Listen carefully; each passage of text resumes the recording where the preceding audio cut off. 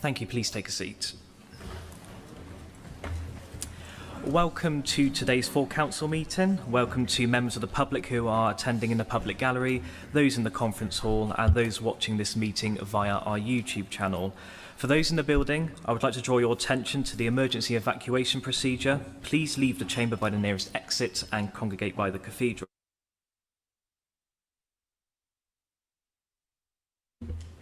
Switched off, cut off.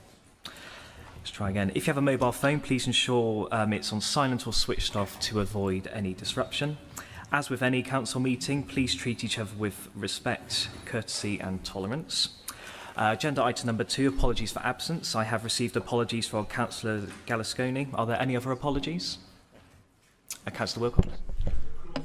Councillor Crawford? Thank you. Lord Mayor, just to say, Councillor Tate's running late but should be here. Okay, thank you. You can know that. Thanks. Thank you. We'll move on then to agenda item number 3, declarations of interest. Please can I ask if any councillors have anything to declare regarding items on today's agenda? No? Okay.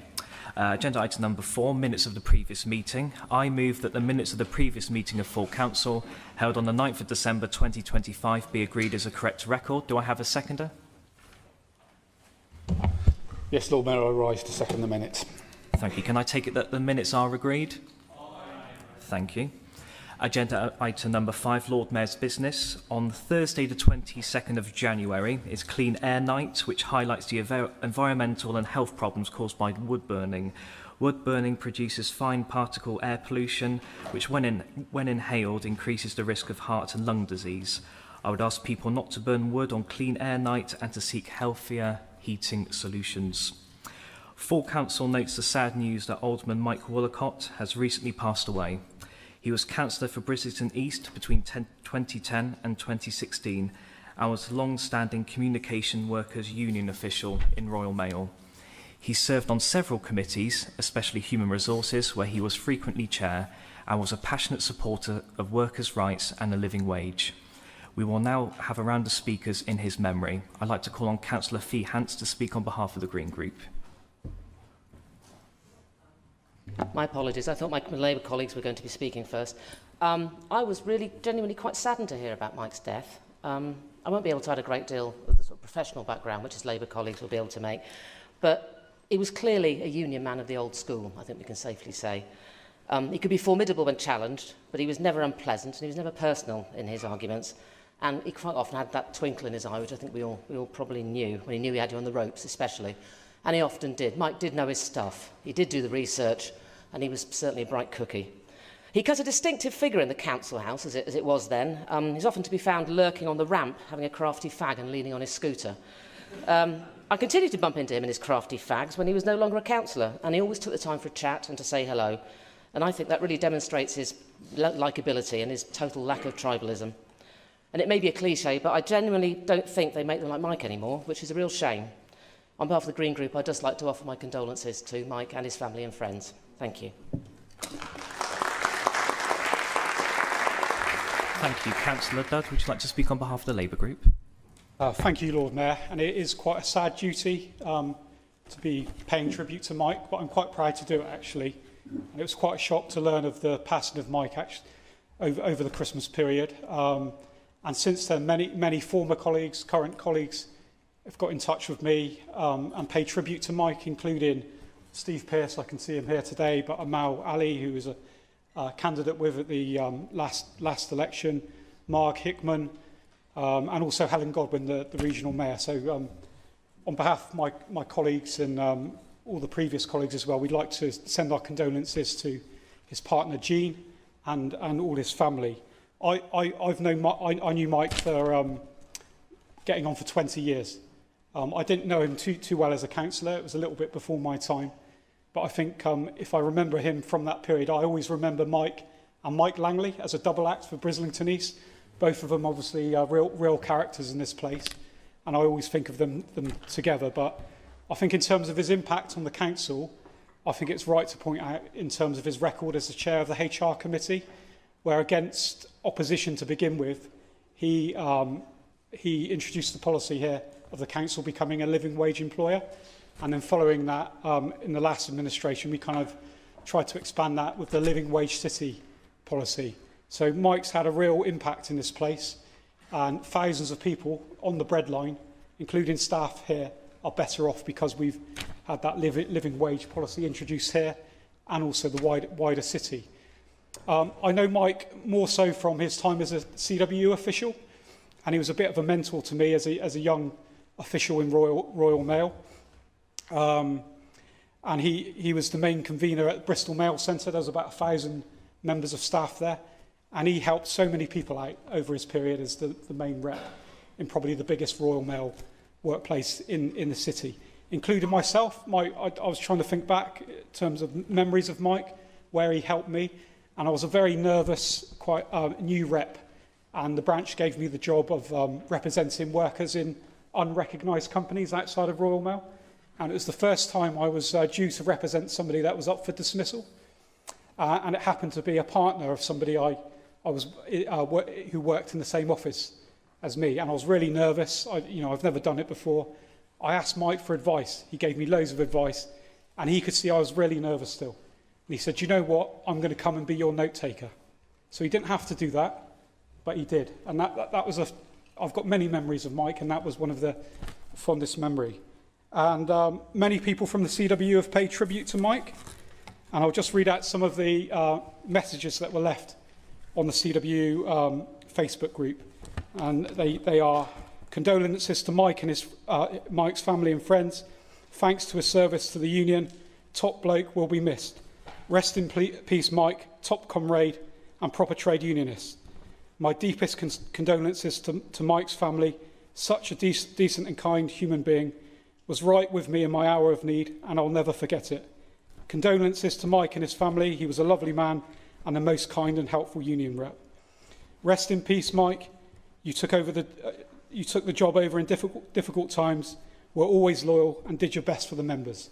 So on behalf of the Labour Group and the Labour Party, all his colleagues present and past, rest in peace, brother.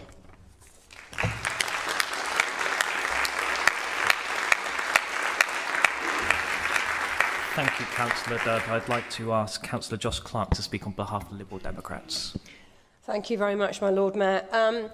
Obviously, living in Brislington West, I used to see Mike around. It was the two Mikes, obviously, with their fairly ghastly shirts, which became very distinctive. And they were very much a double act, and they were very sort of present in Brislington East, I know, and I used to see them around, obviously. I didn't know Mike particularly well, but I always found him to be a gentle soul. He was very polite. I don't know about his smoking habits because that's not something that I was ever aware of, but he was always very pleasant and very chatty, and I know that whilst he was councillor in Brislington East for 6 years, I believe it was 2016, he was obviously very conscientious about what was going on in the ward as well as his union work, and obviously he used his union work as a really good influence to make him the best councillor that he could be for his residents in Brislington East. So thank you very much, and thank you for all your very kind words, Kai, because obviously you knew him much better than some other people here, and I think it's really heartfelt for what you said, and a genuine sort of summation of a life well lived. Thank you.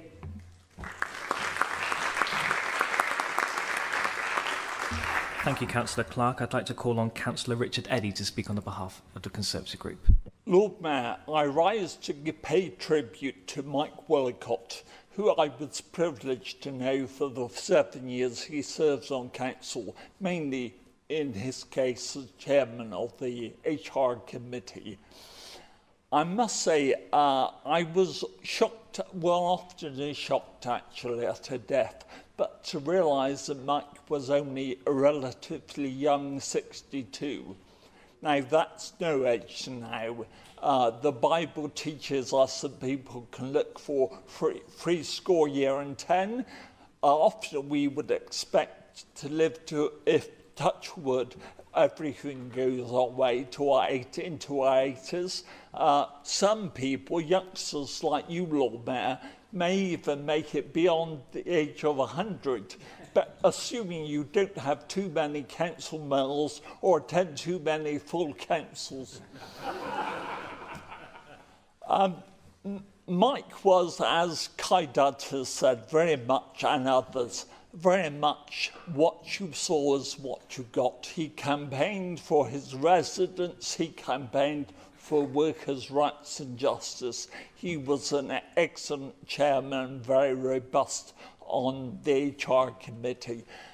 In a way, the fact he was elected in 2010 was highly appropriate because throughout the noughties, can I remind you, we saw the Labour Party and the Lib Dems seesawing for power. We often had either Labour's great John Bees chairing the HR committee or the Lib Dems' redoubtable Steve Comer chairing it. Both of those people were ardent trade unionists and have spent their lives actually campaigning for justice and for good rights for that person.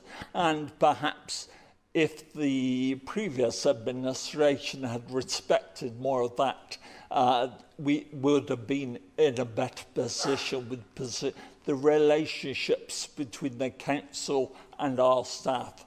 A final thing I would like to say, an anecdote about Mike. Now, I'm sure this is not true of Kai Dudd, but bearing in mind Mike worked for Royal Mail, his timekeeping was not exactly the bee's knees. He would often, as chairman of the HR committee, speed up, come onto the ramp on his somewhat noisy Vespa scooter, park, race into the council meeting and actually chair a meeting. On at least one occasion when I was vice chairman, he was 2 minutes late. So I seized the initiative, scrubbed the chairmanship and got through the agenda in 30 minutes. So I thought that was quite a job well done. But Mike of it contributed to Bristol and to this council on workers' rights right across Bristol. Our commiserations through to his family, like Kai Dudd, may he rest in peace. Thank you very much, everyone. I'd like to ask full council to observe a minute's silence.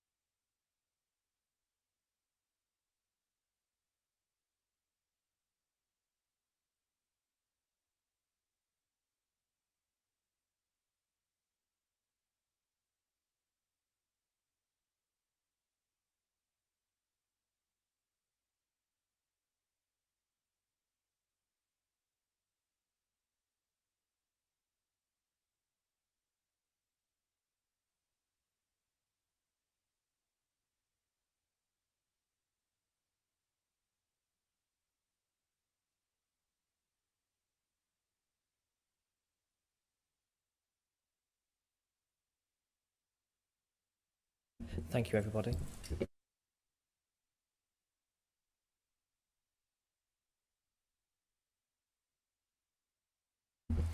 So moving on, agenda item number 6 is public forum.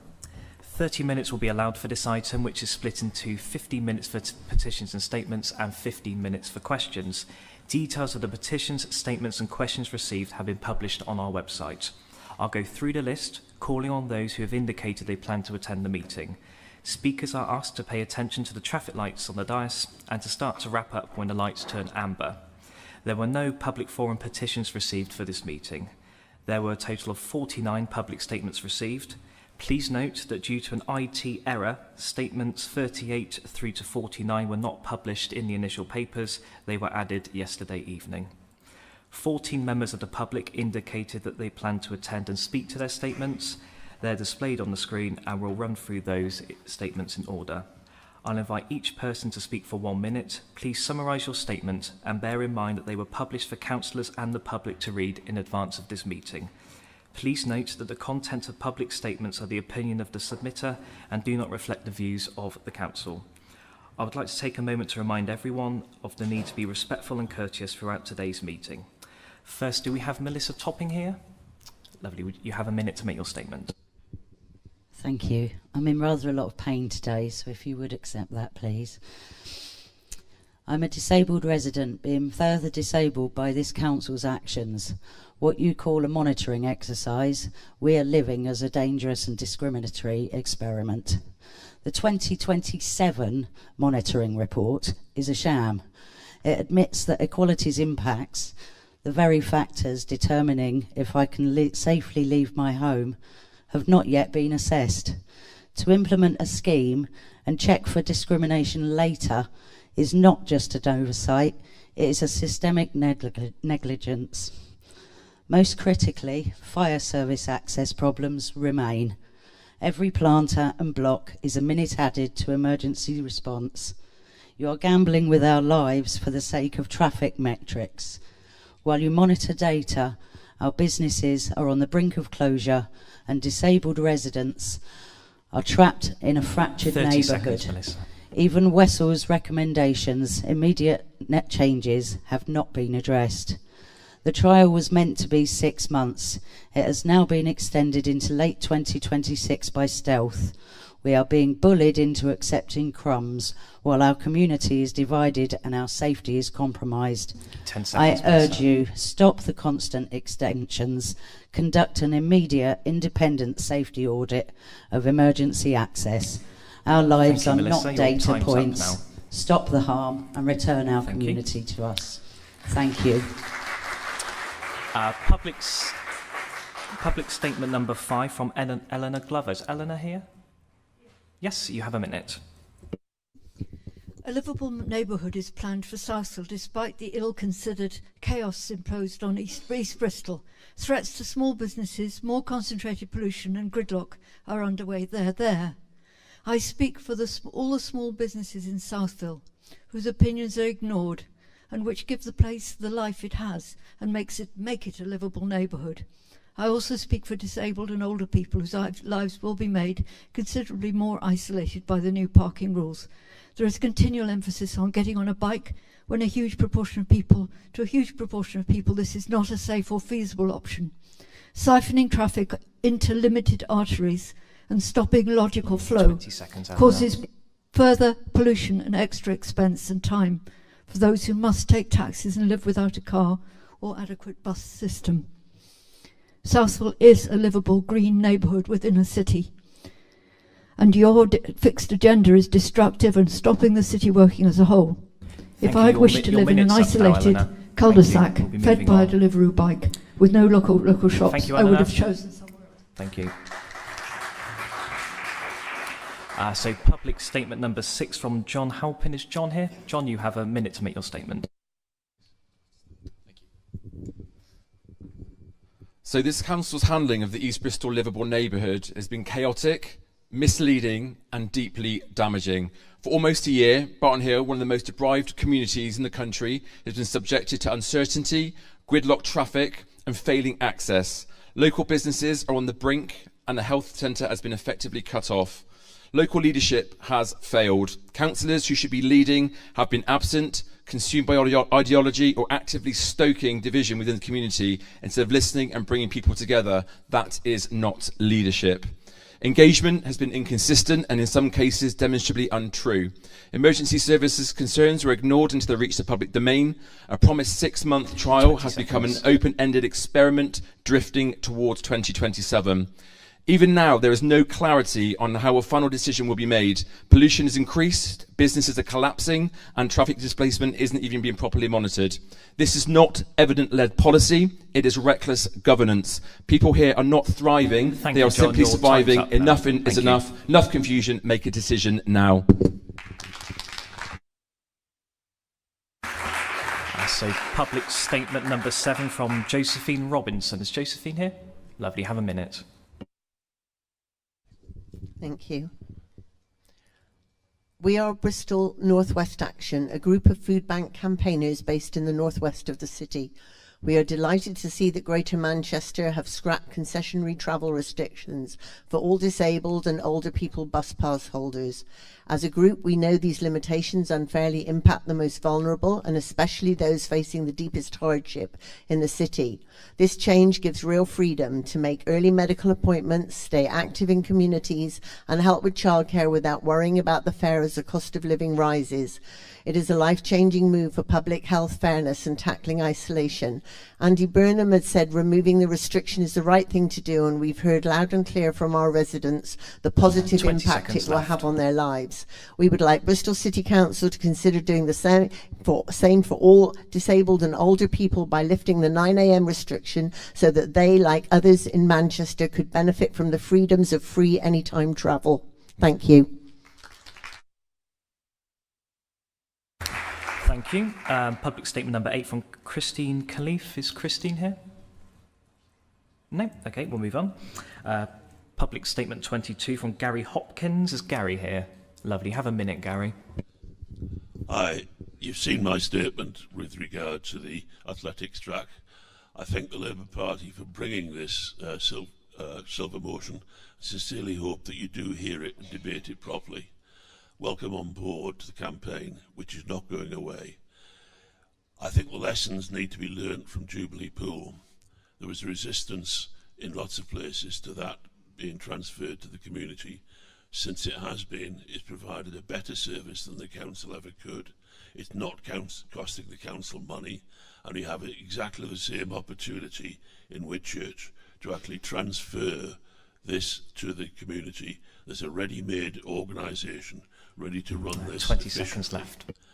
You also, there's been red herrings thrown in about alternatives. Let's face it, the council do not have a spare 10 million quid to build in a replacement track. So why send in the bulldozers to something that could be made really a wonderful community asset in a Thank you, Gary. Your time's up now. So Thank please, everybody support this motion. Thank you, Gary. Let us get on with things. So next we'll move on to public statement 32 from Meg Smith. Is Meg's here? No? Okay. Public statement 33 from Matt Saunders. Is Matt here? Lovely. Have a minute. Hi. My statement is about the Cumberland Road bus gate. This picture shows the signage at the East Bristol Liverpool neighbourhood bus gates, 6 of them, and the signage at the city centre bus gates is almost the same. This picture shows the Cumberland Road bus gate. It's not quite as good, is it? Perhaps that is why in 2024 this was the most contravened bus gate in the entire country, issued 62,000 penalty charge notices, which is 30 times the national average. Last year it issued 20,000, which is still 10 times the national average. This sign at the bottom does comply with the bare minimum legal requirements, which is why the council has not lost tribunal appeals on that basis, though I have won 15 other tribunal appeals based on other signage. But if the council considers it worth spending money on yellow signs like this at every other bus gate, why has it still not improved the signs at the worst bus gate in the entire country? Thank you.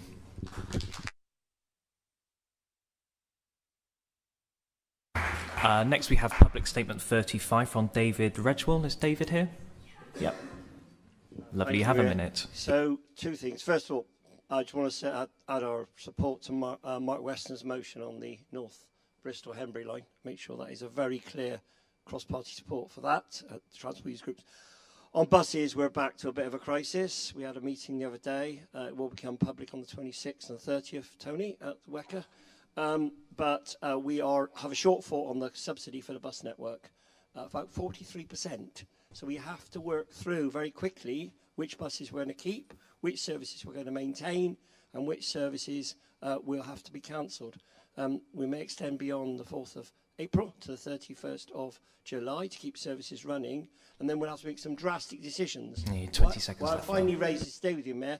Staff, drivers, unions, passengers all need to know. So please, Tony and Ed and Tim Rippington, take this back and take this back to urgently look at this with the other West of England leaders. Thank you very much. Thank you. Public Statement 36 from Caroline Dunn, and we'll give you a little bit of extra time because you've informed us about your additional needs. Hello. Thank you very much. I'd just like to express condolences to Mike's family first. My statement is about the enemy without is self-explicable, but we also face a devastating enemy within, namely abusive men who attack and abuse women, and disabled women get this even more so. The council has said it will do things to make women more safe in parks, but women need to be able to get there safely in the first place. All people need to be safe travelling and getting out and about. And while it seems the council can do little, the council can do several things.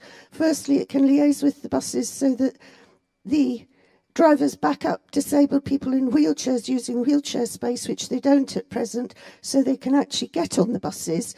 And secondly, they can, for example, pay extra money to Bristol Old People's Forum in the first instance for a person to set up a system of CRB-checked volunteers under their aegis, because they're very competently run, to provide a calming presence as witnesses on, for example, all-night buses at least. When I was younger, we had bus conductors who ensured safe travel for all, and while we can't reintroduce those, we could try this idea out. It's not new, and it's already running elsewhere. I also think BCC should seriously consider this because, just to finish, it needs to reconsider seriously how it spends all the mayoral money so that it's spent for the benefit of all people of Bristol and not just a small number of cyclists as at present. And I thank you all for your forbearance. Thank you, Caroline. Next we have Public Statement 37 from Leslie MacDonald. Is Leslie here? Yes? Lovely. You have a minute. Hello. It's already on. Hello. Sorry. 48 to 54 Minor Road in St Werburgh's, Bristol, also known as the Kernow Building, has been neglected for over 25 years by its current owner, affecting the neighbourhood. Despite repeated requests by the council, the owner failed to take any action. He was taken to court and fined, but remained stubborn in his refusal to act, eventually requiring the council to take action itself and engage a demolition company to knock the dangerous building down and remove the waste from the site. The local community recognise and truly appreciate the efforts made by our local councillor and council officials to achieve this. 20 seconds left. Our concern now is that the owner will make no attempt to bring the land back into use, and it will lie empty for many years. Our petition, with over 500 signatures, asks that the council use whatever powers are available, for instance a CPO, to ensure that the owner sells or develops the site. Thank you, itself. Leslie. Your time's up now. Okay. Public Statement 38 from Helen Hughes. Is Helen here? Helen, there we go. Brilliant. You have a minute. Yeah, I'm speaking on behalf of Helen. Bristol City Council's transport policy is illogical and harmful. Michael Potts' research shows that fewer cars said to increase trade for local businesses is based on biased cherry-picking of the evidence.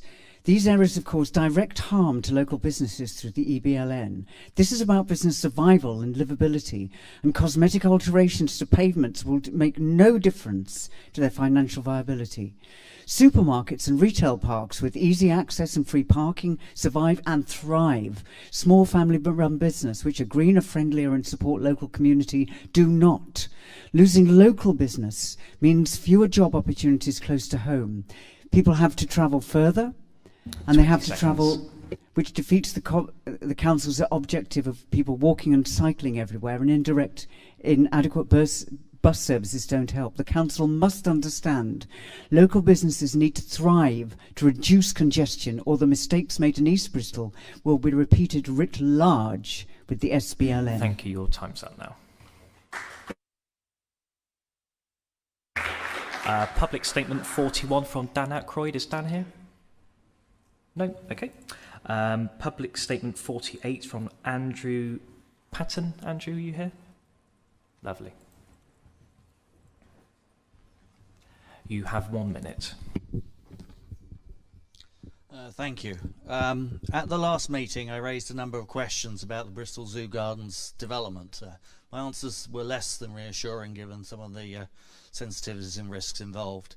There's been increasing amounts of concerning information about the proposed developer, multiple insolvencies, incomplete developments, unfulfilled Section 106 obligations, significant debts to public bodies, including councils, and most recently, as they've tried to raise funds for this development, the Financial Conduct Authority has issued a warning saying you should avoid dealing with this firm and avoid and beware of scams. This is not a routine housing site. The Gardens is nationally significant. 20 seconds left now. It's 186 years old. It's designated, or was, as an important open space, and it's deeply valued. The consequences of development that fails to start, stalls, or is left incomplete are going to be severe, financially, environmentally, and reputational for both the city and the zoo. And given these circumstances, thank you, sir. Your time's up now. Reasonable we'll be to ask moving what on the council is to going public to do questions to received. My Lord Mayor, you missed out PS 46.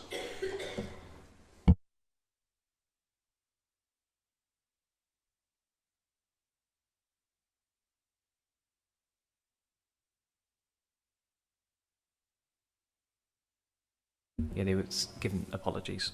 So we'll move on to public questions received. The questions received and written responses from the relevant committee chair have been published on the website, and a list is shared on the screens now. 39 questions were received from members of the public. 15 of those have indicated that they wish to attend. We'll try to cover as many questions as possible in the 15 minutes available.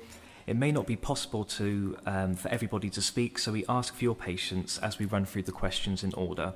When I call on you, your questions will be displayed on the screen. You're invited to ask a maximum of 2 supplementary questions based on the written responses. The leader or relevant chair will reply verbally to your supplementary questions. So firstly, do we have Lex Morley here? No? Okay. Public question 11 from Melissa Topping. Melissa's here, lovely. So you have 2 supplementary questions for Councillor Plowden. Hi, in response to my answer from question 1, if you've known since November the 7th about these fire service delays, why has immediate action still not been taken, given the potential life-critical implications of these delays?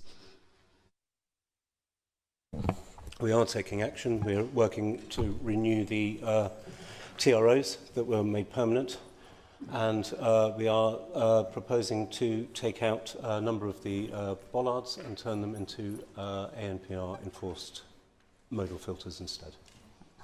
Yeah, no, I know what you're proposing to do, but why hasn't it been done? Because we need to go through the proper process. These things are governed by a TRO, and we have to redesign that TRO and reconsult on a new TRO.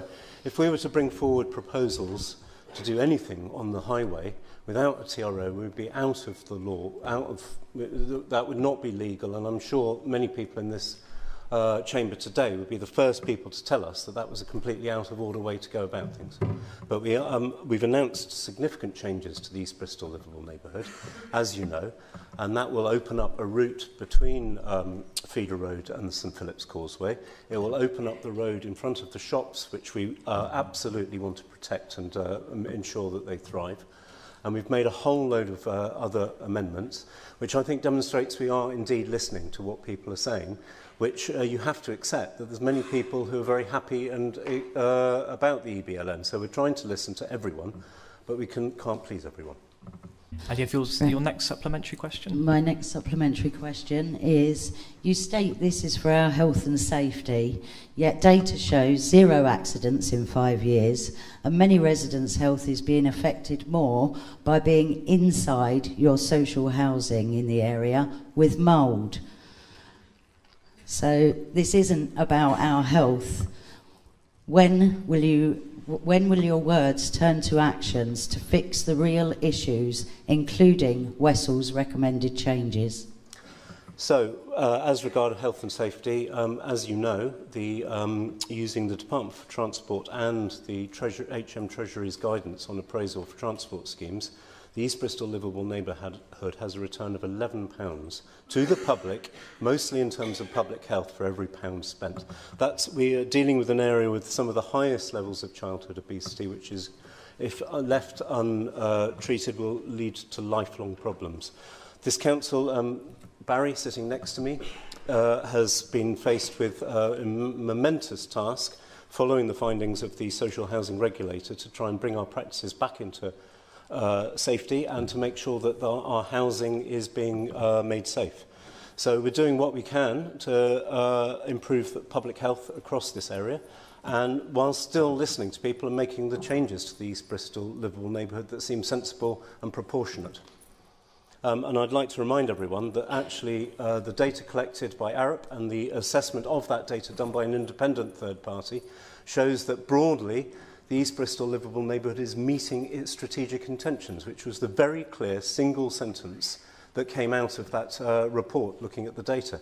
So we're doing a very difficult job of trying to balance listening to the data on the one side, which shows, according to independent experts, that we're having an impact. And that's just after 6 months, let's remember. These things generally should be judged after a year to 2 years. And on the other hand, we're listening to the people. And we're also working with the emergency services. And I think the thing I'd like to say about the Freedom of Information request is that it doesn't really look at what the performance was before. It does identify some areas, some instances, where the fire service in particular were delayed. If you look at the average, the ambulance service in 2 of the 3 areas actually improved their response times, and the fire service on average has gone up by 30 seconds, and I'm confident that will come down again when we put in the changes that we've already announced. Subject, of course, to consultation, which is what we're doing at the moment, designing, making sure it's legally enforceable, and then going out to consultation, because we are left with a permanent TRO, and we cannot make those changes to the highways without following due legal process. Thanks for your question, Melissa. Thank you. Thank you. So next we move on to public question 18 from Meg Smith, but I don't think Meg's turned up since I last asked for her. Public question 21 from John Halpin to Councillor Plowden. You have 2 supplementaries. Thank you very much. So I can see that you've replied to my first question regarding the changes to the Avonvale bus gate. Now, I don't know how aware you are of the... it's a bit of a maze around Redfield in the different roads which go up and down. I mean, I live in the middle of it, and I can see already that just the moving of that bus gate is going to cause increased issues with rat runs. You say you haven't designed it yet. Can you confirm whether it is just a move of that bus gate from the left-hand side, should we say, of Avonvale to the right-hand side of Avonvale, or is it going to be an additional changes with the routes around? Because I can see at the moment, as soon as you move that bus gate, you say you can't turn right. You can go straight up the road, turn right, and right again, and you've completely bypassed it. So have you actually taken any of that in consideration? And is that your only change, just the bus gate? Thank you. No, there's a number of other changes being proposed, including the bus gate on Marsh Street. That's exactly Marsh Lane. Sorry, that's exactly why we're taking our time to get this right, because we don't want to see those unintended consequences. The intention is to move it slightly eastwards, but still protect Mildred Street, which is, I think, at risk of becoming a rat run. And I don't know if that's the road you're talking about. And if it goes beyond that, I'm sorry that I don't have a sort of A to Z. But the whole point of this is to try and do it well. We've seen what happened on Goodhine Street, where a slight tweak to the bus gate meant that we've now had people living particularly on Goodhine Street and the surrounding streets overwhelmed with traffic. I'm pretty confident that the other change, Marsh Lane, is going to sort that out. We're doing a few other tweaks, including making things, some of the what are currently planters and bollards into ANPR enforced cameras. And I think the most important thing here to say to everyone is that when that comes to consultation, we absolutely want to hear your views, because that's the whole point of doing consultation, and that's why we're taking our time to get it right and making sure we continue to listen to people as well as the data. So thanks for your question, and I do encourage you to get involved with the consultation, but we're not rushing into a decision. We're trying to actually get the design right. So thanks. What's your next supplementary? I'd just like to reply to that. You say you're listening to us. I was actually told by my local councillor that they were too. They didn't have enough time to reply to emails, such long emails that required no action. So actually, I don't know how much you are listening to that, or your colleagues either. And just secondly, my second supplemental question, just regarding the extension of the trial. Now, you've changed. So I don't know if you changed the wording. I'll have to double check this. That it was a 6-month monitoring phase. So. And it's gone from a trial, or is it a monitoring? And the problem is with that is that we're all trying to plan our lives. So we thought we get here in 6 months, 6 months, 6 months, 6 months. 6 months later is now going to be a year later. It's disingenuous to keep pushing that goalpost back and back and back. How are we supposed to be able to plan our lives? And also, we know businesses. I've spoken to Hamlin's Fish and Chip Shop again today. He is on the brink. He is on the brink. So to move it back even further, you're going to push him. You're going to destroy the community. So can we just get to your supplementary question? So we've got quite a few to get through. Do you think it's disingenuous that you have pushed it back again to the residents of Barton Hill? Is it fair? What we came into was permanent TROs for the TROs before before May 2024, the TROs were made permanent by the previous administration. So we now have a situation where we didn't do an experimental traffic regulation order, which is what happens in many places where you do livable neighbourhoods or low traffic neighbourhoods. We are left with a permanent TRO. That means that we've got to go through a proper due process to change the TROs. I'm going to make no secret of the fact that I was making sure that the report for the East Bristol livable neighbourhood was expedited to this committee, and we adjusted resources so that we could get it through, and I was aiming for March this year.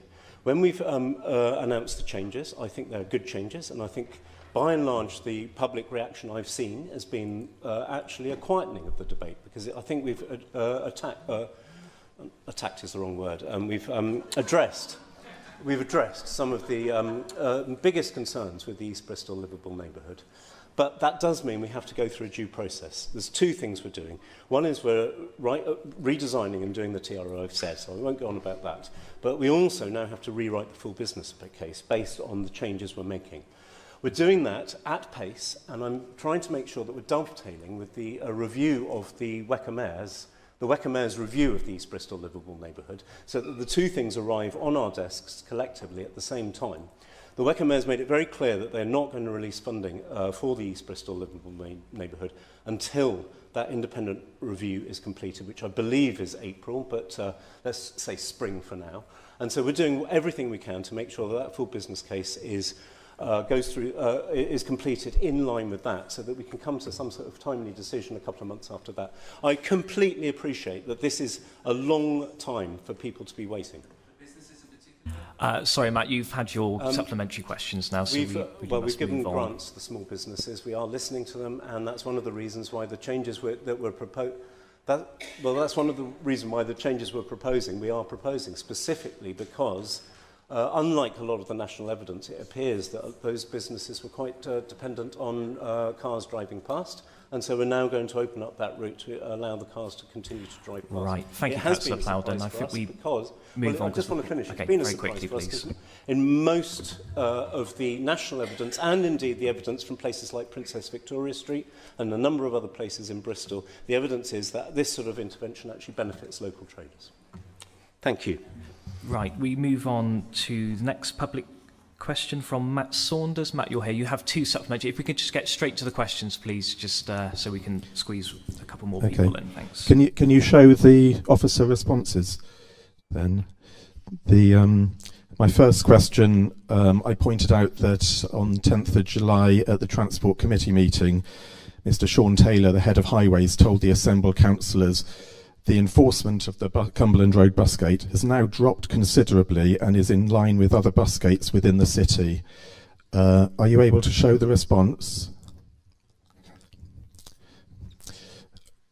Well, everyone has been sent the papers. There's a chart which shows that last year Cumberland Road issued nearly 20,000 penalty charge notices. Right, that's fine. Can we just get to your supplementary question, please? Okay, well, the chart shows that Mr. Sean Taylor lied to the Transport Committee on 10th of July, so I won't waste a supplementary question on that, because I'll just submit an official complaint to the head of paid services. But my second question was about the signs at Cumberland Road being completely different to the ones at other bus gates, even though the traffic signs manual says there should be consistent signage within a particular area. Can we get to the question, please? So my question for Councillor Plowden then, in my original question, I quoted 4 technical reasons that council officers are given for not doing this. All of those technical reasons are rubbish, and they haven't even tried to defend them in their response. So what is the reason not to make the signage at Cumberland Road the same as it is at all the other bus gates? I think you have had an answer. You may just not agree with it. The answer was very clear that this is the site-specific conditions apply. There was utilities under the ground, which meant that the place in which the pole could be placed was limited. The private land means that if we were to use that full sign, it would overhang the private land, and it would also and then there's also, because this is on the new cut, it's not like a sheltered place where many of these signs are. There's actually an assessment done for wind bearing. I think there's probably a couple of other things in there, but I'm summarising the key issues, Matt. I think you've heard these many, many times. You've very, very much look at the traffic signs manual and TSRGD, the traffic signs regulations and general directions, which give guidance. But what the officers have to do is a very difficult job of making sure that actually every single site is thought about as an individual site, and do a case-by-case design to make sure that that sign is safe and appropriate. And as you know, we've won a lot more of the appeals than we've lost on the basis that that is a legal way of going about it. I do agree with you that we should be as consistent as we can, and that's something we're working on. Thank you, and that concludes public. You know, because you asked your first question, you didn't want a response to it. Ask your second question quickly, then we must move on. Okay. Have you got the officer responses for the second and third ones? Well, the officer response to question 2 was the bus gate is appropriately signed and officers are not planning any further changes. But then in their response to question 3, they said that they are doing new signage. And I was told in July at the Transport Committee that they were going to do some new signage, and Officer Plowden offered to send it to me as soon as it was ready. It was sent to me on the 10th of September, 10 minutes before the next Transport Committee, so I couldn't actually say anything about it at that meeting. Question? Okay, here we are. These are the drawings that were sent to me in September showing proposed changes to signage at Cumberland Road Busgate, and actually they say they were drawn in May last year, which is 8 months ago. So the drawings were issued 4 months ago, they were drawn 8 months ago. The statutory guidance of the Traffic Management Act says that if the council identifies reasonable... I'm asking the question. Well, it's very long-winded. Can you just... Yes, I could have done it by now. If the council can identify reasonable improvements to signage which would reduce the number of contraventions, then during the enforcement should be suspended until those signs and changes have been made. You designed this 8 months ago. If you don't answer the question now, we'll cut you off and we'll move on. So okay. Answer the question.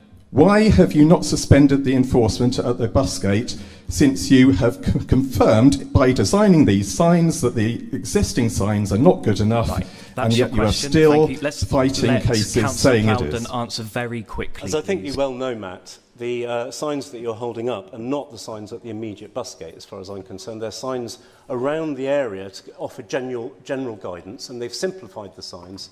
So that's not the signs that are used specifically to enforce the contravention. They're the signs that help people, guide people around the city in other places. So I think you're mixing two different things that we're talking about here in a way that is very, very clever in that it makes it look like that we're not following the guidance, but actually the signs fulfill a different purpose from that which you're talking about. Thank you. Thank you. Right, that concludes public forum and questions received from members of the public. Public forum is now over. We've run out of the allotted time. I would like to inform members of the public that an adjournment for today's meeting is expected at 3:20 p.m. I invite you to remain if you would like to hear the other agenda items. If not, please leave as quietly as possible. Yeah, well, we've run out of time, so, you know, it's the rules, I'm afraid. Well, I'm afraid public forum's over. I've just stated it, haven't I? I'm chair of this meeting, and I've stopped public forum, so we're moving on. Agenda item number 7, petitions notified by councillors. There's been one councillor petition received for this meeting. Councillors are invited to speak for 1 minute. Councillor Y, would you like to present your petition, please?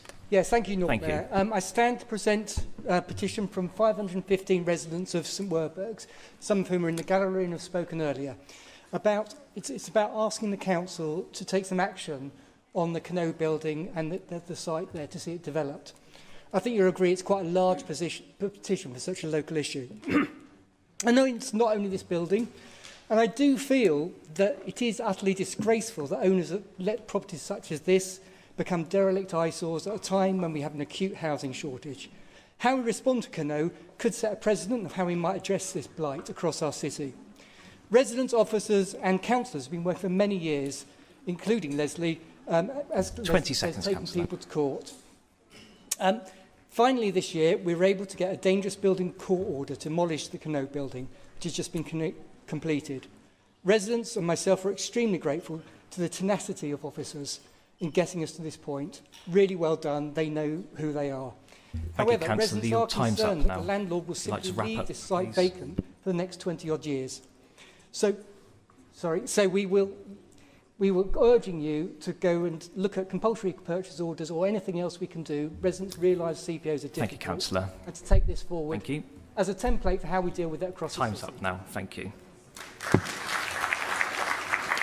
So next we move on to agenda item number 8, the Youth Council End of Year Report. This report is for noting, and I'd like to call on members of the Youth Council to present their report. You have 10 minutes. Hello, I'm Ellen and I'm Chair of Bristol City Youth Council. Today we're going to present many of the ways in which we fulfilled our roles by representing Youth Voice over the last 2 years. Our citywide campaign for our term was chosen by a vote at our 2023 Youth Voice Conference and it was chosen to be the theme of knife crime and safety. After this, just under 9,000 young people took part in our youth elections leading to our current Youth Council to be formed. In this term, we've been able to represent the youth voice for our fellow young Bristolians, both locally, nationally and even internationally, including elevating voices of young people to a national level. What we show you today is just the highlights of what we've been able to achieve over this last term as a youth council, and I hope our success carries on and goes much further with the next youth council coming into effect next month.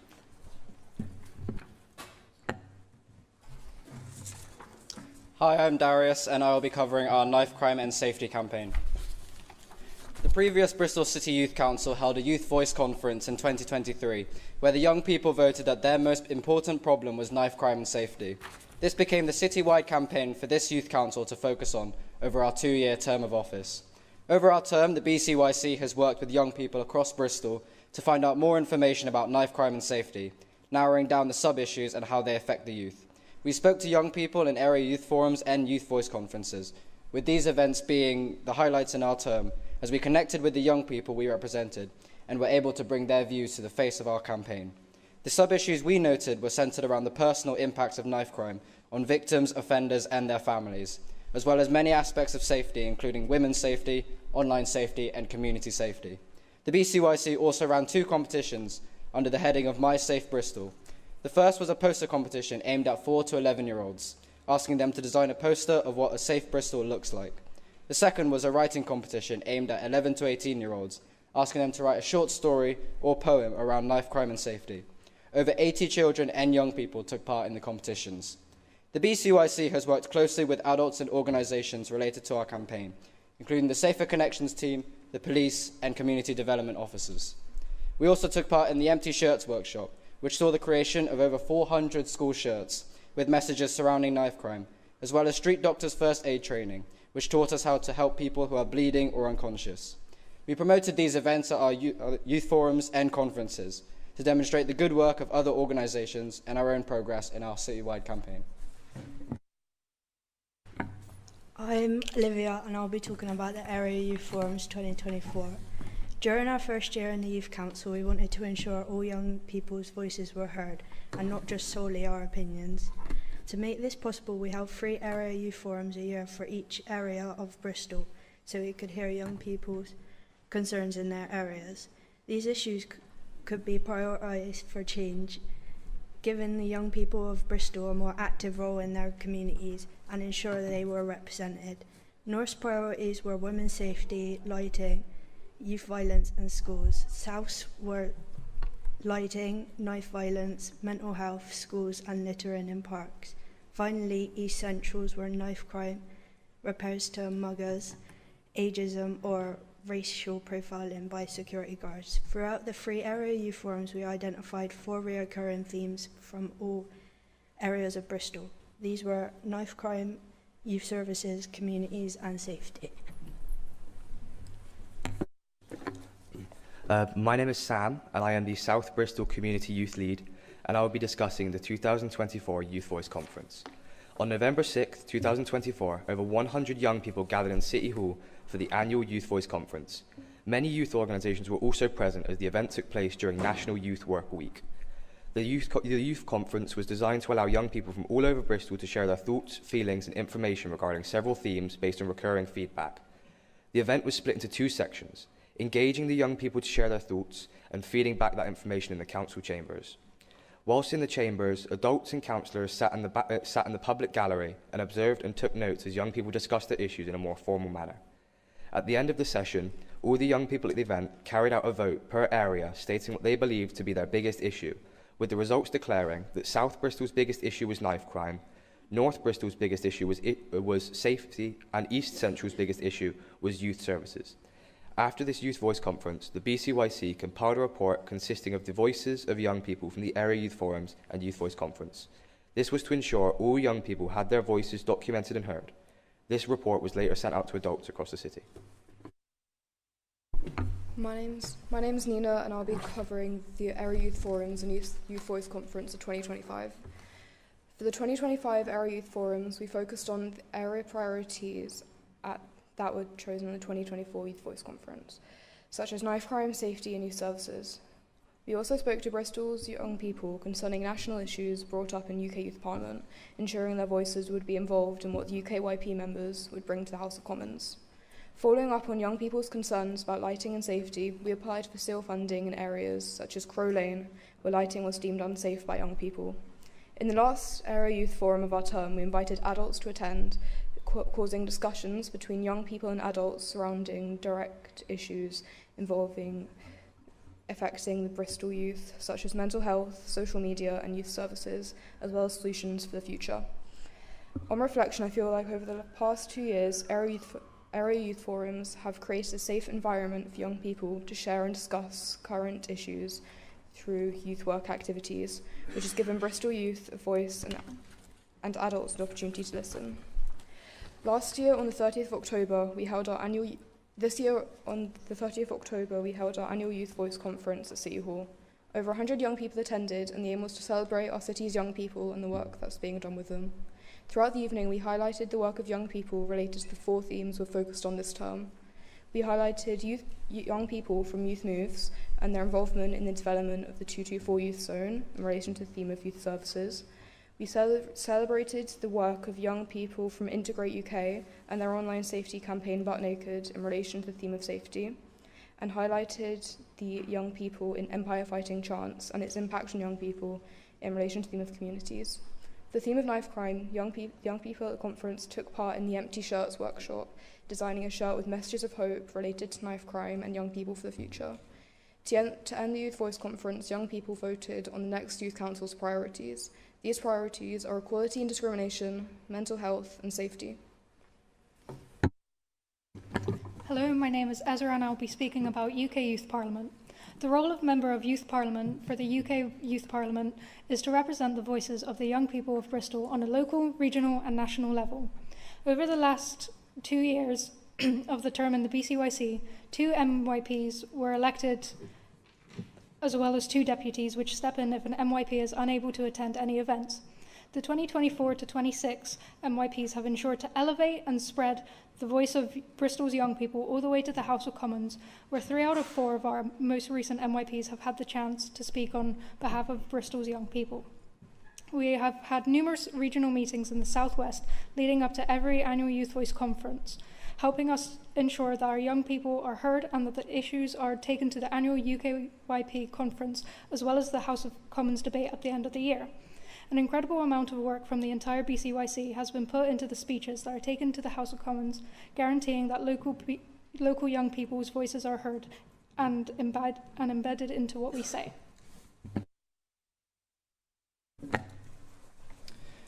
There are also other ways the BCYC have represented the voices of young people. Mentioning a few of the most important ones, some of our members volunteered to be on a youth panel for Quartet, allocating lots of funding to youth and play organisations and projects across Bristol. We also had a meeting with transport providers and SARI discussing young people's safety across the whole transportation network. We also wanted to emphasise the importance of votes at 16 for all young people across the nation, a big step forwards for our UKYP work and for our democracy as a whole. These extra projects the BCYC were involved with have truly enriched our campaign and us as young people. In conclusion, the Youth Council's consistent elevation of youth voice has ensured that the perspectives of Bristol's young people are heard, valued and taken seriously. Over this last term, we've been able to work with adults to better understand the importance and power of youth voice and the role and input it should be playing in decisions regarding young people. That doesn't just mean in youth work or education where you find young people, but in all areas affecting them, whether that be poverty, climate change or cost of living. Furthermore, we've looked at creating a legacy that hopefully enables future youth councils to work more closely with the council, other changemakers in the city, and most importantly, even more young people. We want to ensure this work is established with the clear feedback loops to ensure continuities with the partners we work with. All that I can hope is that with each year and term, Bristol becomes a city that takes more pride in incorporating youth voice into decision making.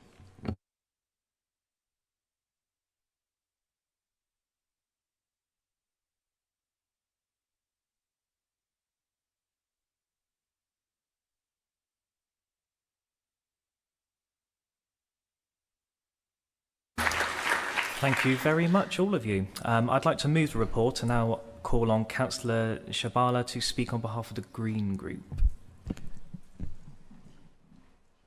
Thank you, Lord Mayor, and thank you to the Youth Council team.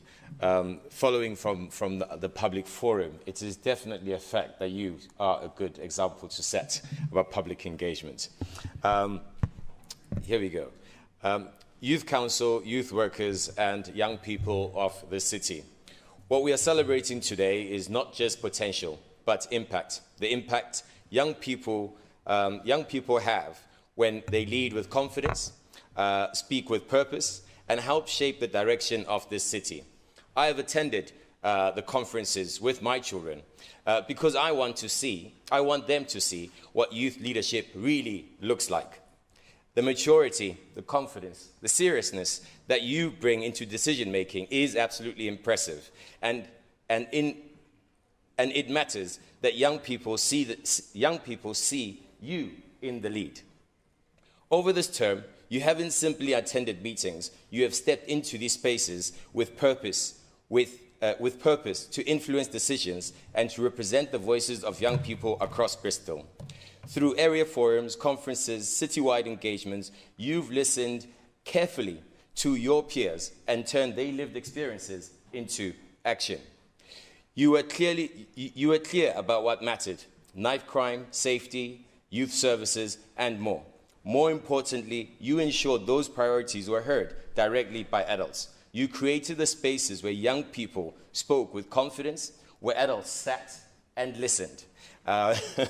Hardly happens, right? You showed us that Bristol is not one story. You highlighted the different priorities across the city: North, South, and East Central, while staying united around the shared commitment to safety and prevention. As a previous youth worker, I also want to recognize the important people and organizations that make the everyday work that you've just spoken about happen, like Delroy Hebbett from the Wrench in Southmead, Darren from ACE, Integrate, you mentioned, Whole Youth Concern, and Creative Youth Network. These youth organizations make sure that everyday actions matter. They raise the aspirations, they build the confidence, and they provide the early support that prevents issues from escalating in our communities. In a political world where turnout is often the hardest thing to achieve, the fact that nearly 9,000 young people showed up to vote for you speaks volumes about democracy, power, participation, and the trust that you've endued from young people. Your leadership has already changed how adults listen. It definitely has changed how I listen to my children. It's shaped how decisions are made and how young people are valued in public life. In doing this, you have shown that youth voices are credible, informed, and essentially good for political and public leadership. Thank you for showing us what's possible when young people are trusted to lead. Thank you.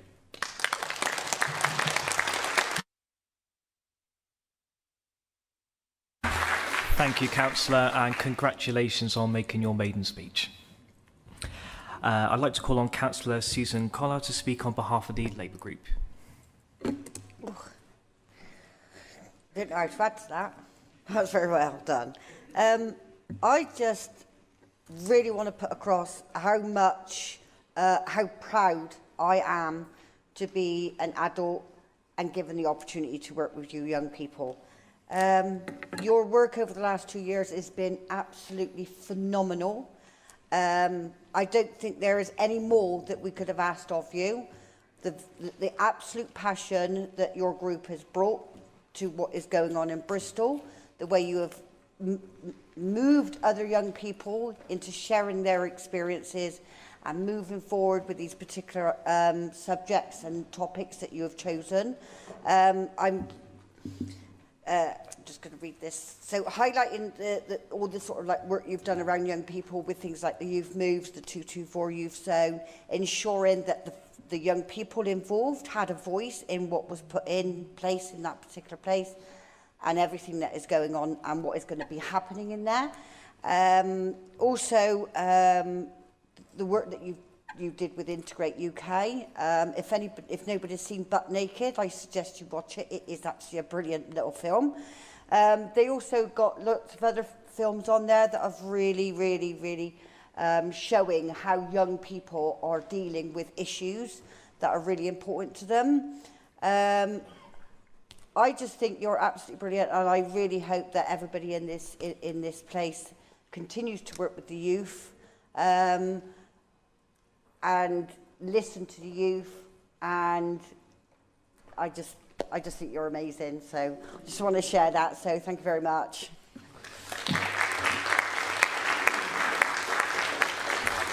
Thank you very much. I'd like to call on Councillor Andrew Varney to speak on behalf of the Liberal Democrat Group. Thank you, my Lord Mayor. Obviously, as one of the younger members on the Liberal Democrat benches, it falls to me to respond to the Bristol Youth Council rule. Either that or it's because I'm a member of the Children and Young People's Policy Committee. I'm not sure which one it is.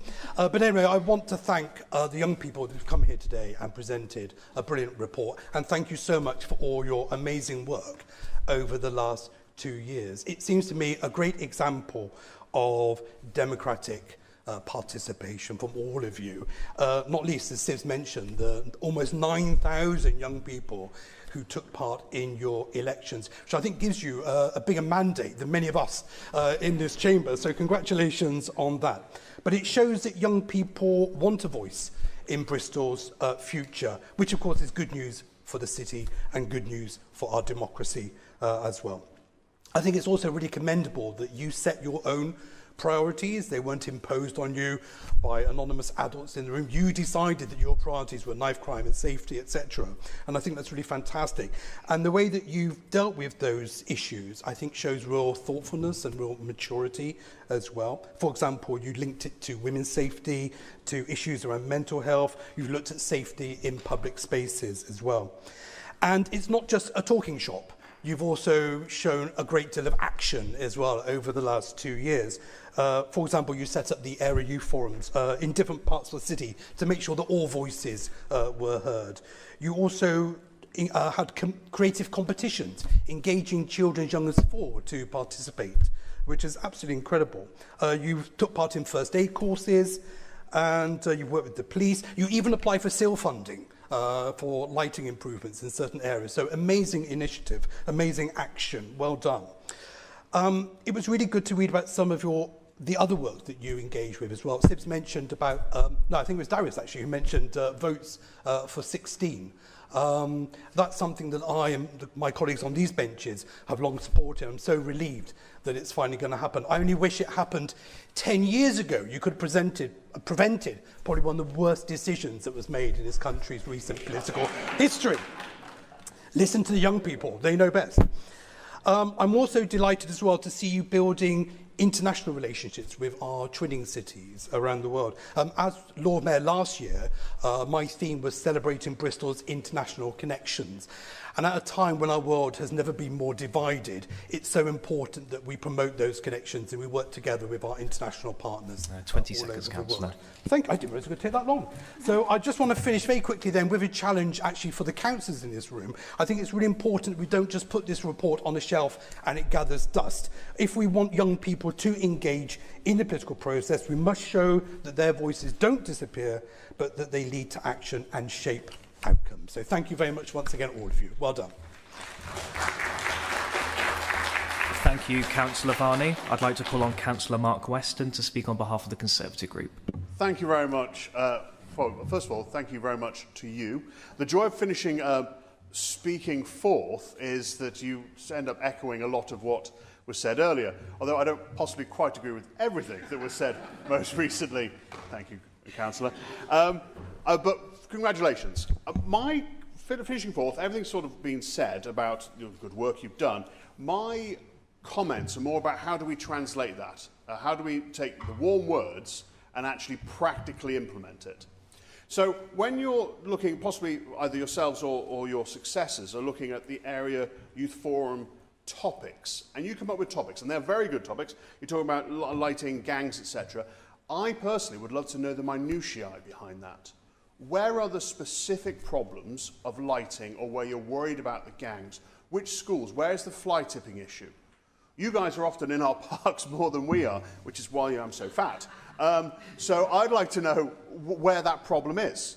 So it's that minutiae back, and I think we, the officers that support you, need to look at how do we get that conduit flowing directly from you to us. If we're the ones making the decisions that allocate funding, then we need to know that. I have to say, I think when you talked about Dragon's Den, or sorry, Grand Quartet, I bet that must have felt a bit like Dragon's Den when you're handing out the cash. But I always quite enjoyed that. So we need to look at the mechanism that gets your issues directly to us. I also think it's possibly worth looking at way in which the forums, North, South, East and Central, when you're meeting, we do our SIL rounds and our Section 106 and everything else. And we look to develop ideas in the first couple of quarters of the year, and then we make decisions on it in the last two. When we mentioned the Crow Lane lighting in my ward, I think it would be good if it's possible to have, you don't need all of us there, but at each forum possibly we could send a couple of senior councillors to help flesh out ideas. Not just the ideas, but actually what can feasibly be done within the budgets that we've got in our various area committees. So, for example, the Crow Lane idea that came forward, we found out the cost was £220,000 to get lighting into the park. And when you're an area committee with a budget of 30,000, it did somewhat limit the options. But it doesn't mean that we always have 30,000. Sometimes we get larger. We're getting a bit more this year. So I'd like to see a way in which we can get the ideas and the thoughts from the area committees and the area forums directly to, so they're meshing together. Because at the moment there's that sort of disconnect. We get your report once a year, but that's about it. We need to get the communication much better. So I will shut up and sit down. You'll all be relieved to hear. Well done on your good work, but let's try and find a way to get the ideas directly to us when we're making decisions that impact our communities, of which you are an important part thereof. Thank you very much, my Lord Mayor. Thank you. The report is noted, and that concludes agenda item number 8. Agenda item 9, council tax base 2026-2027. And agenda item number 10, the collection fund surplus and deficit 2025-26. With the agreement of party group leaders, items 9 and 10 will be taken together with one round of speakers. Please note that each item will have a separate e-vote.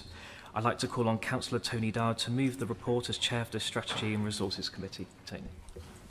Thank you, Lord Mayor. I rise to propose the motion response to the recommendations for the council tax base 26-27 and the 2 recommendations for the collection fund surplus deficit 25-26.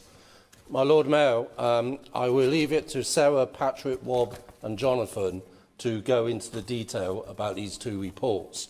What I wanted to touch upon was a wider issue. As those who attended Member Forum earlier would have realised, following the local government finance settlement, we are going to become increasingly reliant as a council on locally collected taxes, particularly council tax, but also non-domestic, national non-domestic rates, which most of us more familiar refer to as business rates. As a result, our collection of council tax, our collection of business rates, and the management of our debt is going to become ever more important if we want to make sure that we maximise the potential of what this council is able to spend and invest. While I'll add to that as well, Lord Mayor, there is a tension there as well, particularly with council tax. And that tension is to ensure that we collect council tax that is needed for us to deliver our services, but at the same time do that in a way that does not put those who are struggling already to pay their council tax into a worse situation. We have a responsibility to collect money that's owed to the council, but we also have a responsibility as a council to those who are truly and generally unable to pay. We have to look after their health and well-being at the same time as we look after the council's financial health and well-being. Thank you, Lord Mayor. Thank you, Councillor Dyer. I'd like to call on Councillor Sarah Classic to second the report as Vice Chair. Thank you, my Lord Mayor. I rise today to second these 2 reports before us today. Firstly, the council tax base, and secondly, the collection fund surplus and deficit report. These decisions are not just about numbers. They are about the foundations that allow us to deliver for Bristol's people. Firstly, the council tax base. We're setting a base of 137,029 Band D equivalent properties, an increase of 0.75% from last year. And that might sound technical, but what it really means is that more homes are contributing to the shared costs of the services that we all depend on: our schools, our social care, our parks and libraries. This growth reflects new housing and fewer households needing council tax support, which is a sign of resilience in our communities. Agreeing this base, we give ourselves the certainty to plan ahead and protect those frontline services that matter the most. Secondly, the collection fund position. We have an estimated surplus of 4.565 million on council tax, which is good news and shows strong collection rates and responsible management. That surplus will help us and our partners, police and fire service, to keep our city safe and running. But we do also face a nearly 10.4 million deficit on business rates, driven by appeals and changes in rateable values. This is a challenge, and it reminds us of the fragility of the current funding system for local government. Yet, by being transparent and planning for this now, we avoid shocks later and keep our budget on a stable footing. This matters deeply in the context of inequality in our city. Bristol contains some of the wealthiest neighbourhoods in the country and also some of them most deprived. For every pound we collect and every forecast we make, we translate this into real outcomes in bridging those gaps of inequality. In care for older people, support for families, investment in clean streets and safe neighbourhoods, these reports may be technical, but they are the bedrock of fairness and sustainability in our city. So I urge members to support these recommendations. They enable us to meet our legal duties, and more importantly, they enable us to keep Bristol moving forward, to protect our vital services and to give our residents confidence that we are managing their money wisely. And as we look ahead, these decisions are part of a bigger picture, building a Bristol that is fair, sustainable and inclusive, a city where every community feels supported and every resident can share in the benefits of growth. Thank you. Thank you, Councillor. I'd now like to call on Councillor Patrick McAllister to speak on behalf of the Green Group. Thank you, Lord Mayor. I feel a bit gazumped in what a lot of what I was going to say by Sarah there, but I'll do my best. I do recommend everyone here read the reports. There is some interesting detail in there, even if they are quite technical. But I'd like to make some broader points. Ultimately, both council tax and business rates, these are progressive and inefficient and economically distorting ways to fund local authorities. And I think it is deeply concerning that much of the vaunted supposed funding increases from the UK government is actually comprised of increases in these locally collected taxes, while the grants we get from central government are actually shrinking. And I think until local councils get the autonomy we need over a modern system of tax and spending levers, we will continue to see this perpetual funding crisis in local government. But in the context of today's world, we do welcome the reports today, which do paint an essential picture of the council's finances and of the wider economic health of the city. And we do see an overall welcome increase in funding available to the council. As Sarah pointed out, there's been a continued gradual reduction in demand for council tax reduction, and that is a positive because it shows that the measures to help support people out of poverty in the city are working, whilst this vital scheme remains there for people who need it most, and this administration is fully behind the continuation of that scheme. And we've seen an increase of nearly 2,000 new Band D equivalent properties due to new construction. Our construction market is struggling with economic headwinds at the moment, but it is continuing to deliver for Bristol, and this is to be welcomed. We welcome the powers to charge a premium on empty and second homes, and whilst people will note we're still waiting on some of those figures to trickle through, that will go some way to bringing habitable properties back into productive use and tackling housing inequality in our city. We've seen an increase in the number of properties where that premium is payable, and I hope we do all agree on the need to confront that problem. And we also do welcome plans to bring in a surcharge on properties of over £2 million. Although, as I alluded to earlier, that is a half measure. It will not seriously address the regressive nature of council tax. It will not raise hugely significant amounts of money nationwide.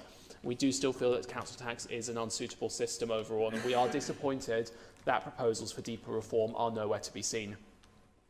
The collection fund presents a bit more of a mixed picture, as it often does, and whilst there are some positive indicators, like the collection of arrears improving, 20 seconds, Councillor. Thank you. There is a picture of struggling businesses driving a reduction in rates, and meanwhile the increases to rates for hospitality threatens to drive many small companies to the wall.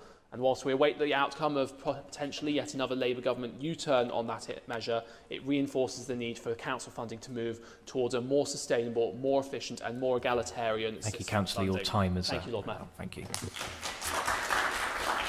I'd like to call on Councillor Rob Logan to speak on behalf of the Labour Group.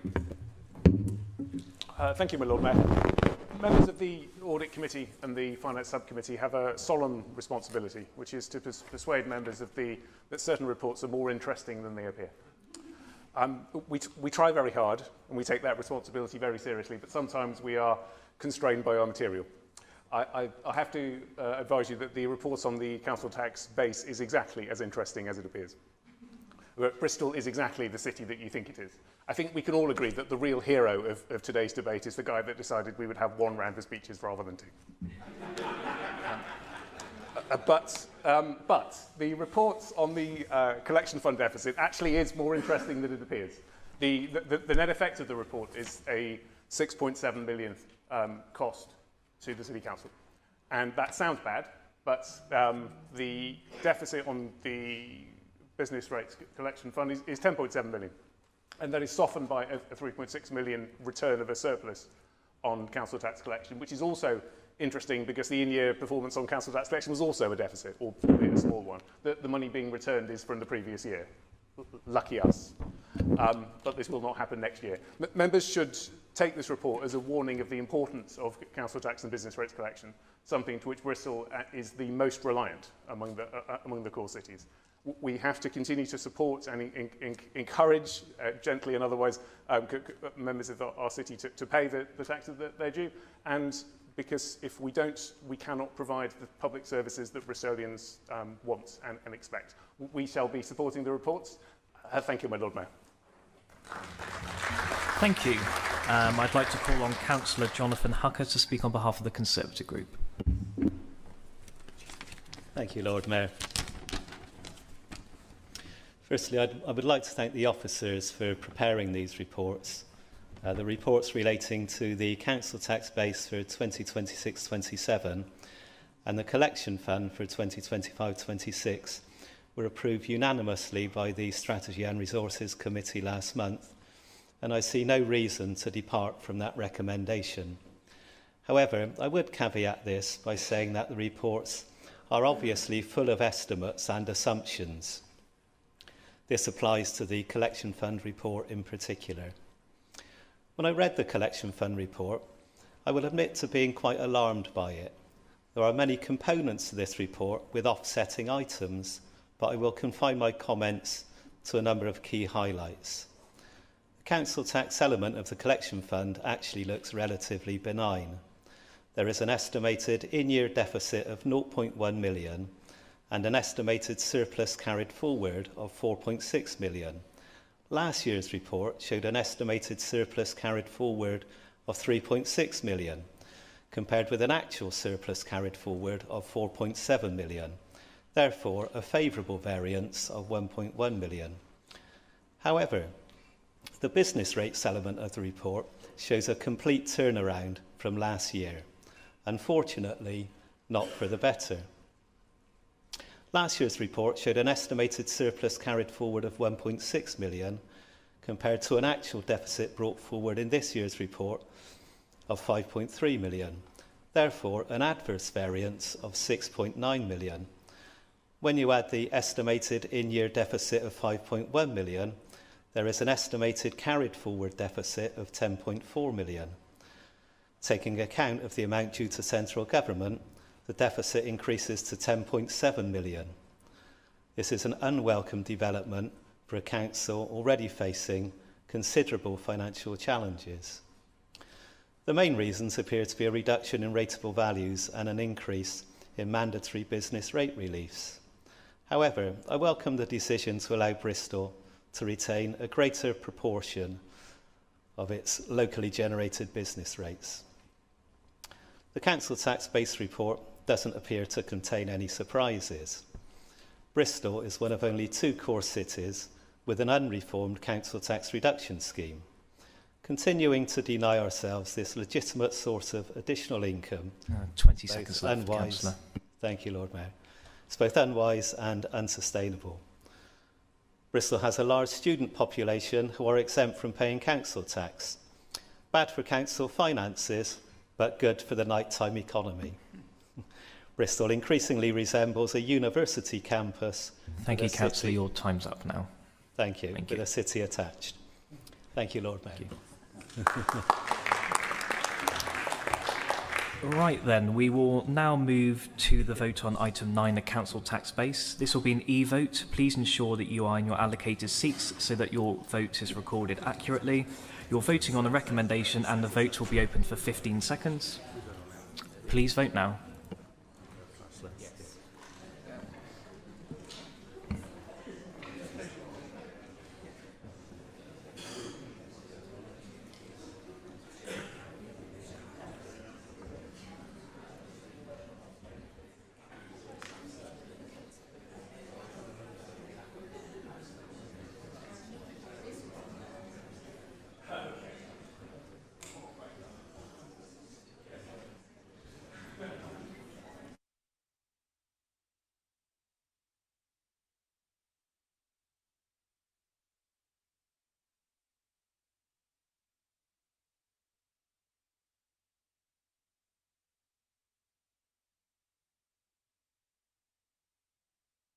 That's 64 votes for, so that's unanimous, and that recommendation has been approved. We now move on to yay. We now move on to a vote on item 10, the collection fund. So stay in your seats.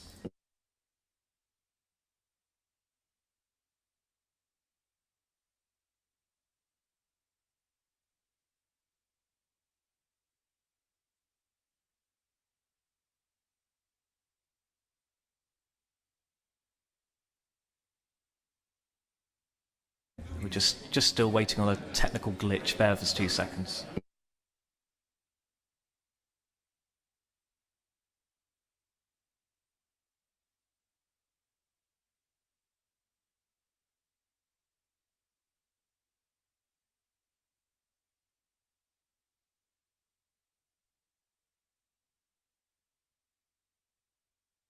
Voting is now open.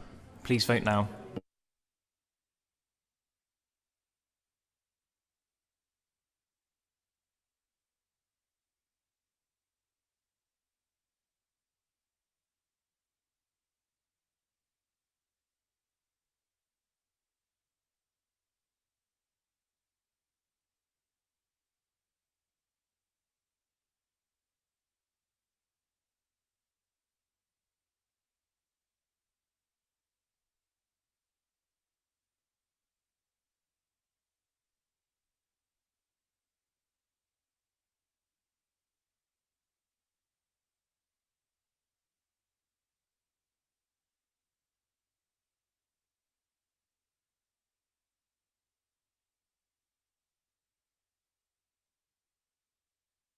And that's 64 votes for, so that's unanimous again, so that recommendation is also approved. So that concludes agenda items 9 and 10. There will now be an adjournment for 20 minutes. Refreshments for councillors are in the rooms along the corridor, and the conference hall is also available. And if people can aim to get back here for around about 3:52, that would be great. Thank you.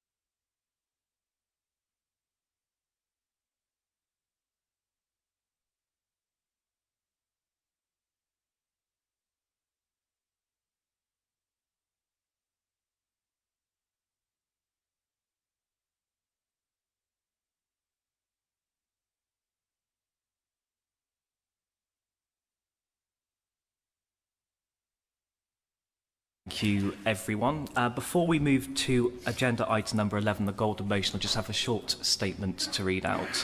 I've been advised that the silver motion has been withdrawn and may come back to a future meeting, so there'll be no silver motion today, so it'll just be the golden motion. So, agenda item number 11, the golden motion. Universal basic income trial for Bristol. The motion will be shown on the screen in the room during the proposing speech. I'd like to call on Councillor Annie Townsend to speak on behalf of the to move it on behalf of the group. Thank you, Lord Mayor. A universal basic income will put a solid foundation beneath everyone so that they can have a life of security and stop worrying about everything. Andy Burnham, the Labour Mayor of Greater Manchester, said that. Our benefit system is not the safety net that it was meant to be. It's a mean tested at every turn, creating continuous barriers to access and pushing too many people into hardship. The Green Party adopted the universal basic income in 1973, not as a utopia, here we go, not as a utopia, but as a practical mechanism to meet the challenges of our time. What once sounded radical is now being recognised as a serious, evidence-based solution in a world that still feels the aftershocks of the pandemic, disruption of the AI, and a growing global instability. I've supported UBI for a long time because of my own experience growing up in poverty and a lifetime of insecure work. There are times I couldn't pay my rent. There were many times that the safety net wasn't there when I needed it. The truth is simple. Too many of our residents face that same reality. A system that adds stress rather than security is not a safety net. It's a stress test that too many are failing, are unfairly failing. UBI offers a fundamentally different approach. It is fair, it is simple, it's non-discriminatory. It doesn't penalise people based on employment status, caring responsibilities, age or disability. It establishes an income floor, a foundation that every person can rely on. It reduces inequality and supports those in precarious work, strengthens communities and helps us rethink our relationship with growth and the planet. This motion is about testing the idea of compassion and practicality. A responsible trial needs a target group. So we propose Bristol's creative sector, a community with historically unstable incomes and frequent gaps in access to the current safety net. The case is strong. Bristol's cultural sector generates £88 for every £1 invested in it. So investing in a universal basic income would also be an income generator for Bristol. We're not alone. Ireland's basic income for the arts pilot has shown immeasurable benefits and it will become permanent, with the government expanding places after positive findings. In Wales, the government's pilot for care leavers had 97% of eligible young people joining it. And in Greater Manchester, a detailed proposal backed by academics at Northumbria University and the UBI Lab Network has been submitted to the Mayor to pilot a scheme beginning with people experiencing homelessness. This is a measured Bristol-specific step. A time-limited, well-designed trial for our culture sector will help us test delivery, outcomes and costs, learning what works. 20 seconds, Councillor. Thank you. It aligns with our duty to reduce hardship, improve health, support inclusive growth, whilst recognising the real contribution of the culture to our city's economy and identity. My ambition does still remain a fully universal scheme. No carve-outs, no exclusions. But we have to reach that future by taking the Time's up now, Councillor. Let's replace today's stress test with tomorrow's income floor and give people the security to breathe, plan and thrive. Please back this motion. Thank you. Thank you. I'd like to call on Councillor Guy Poultney to second the motion.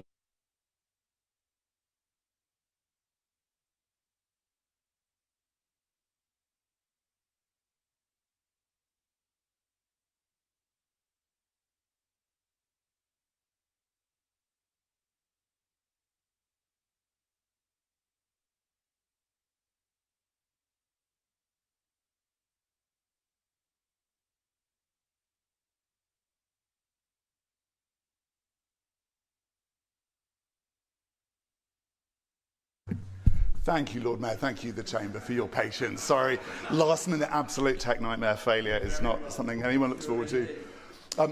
So, when I first joined the Greens, this was the policy I found most difficult. This was the one I was the most sceptical of.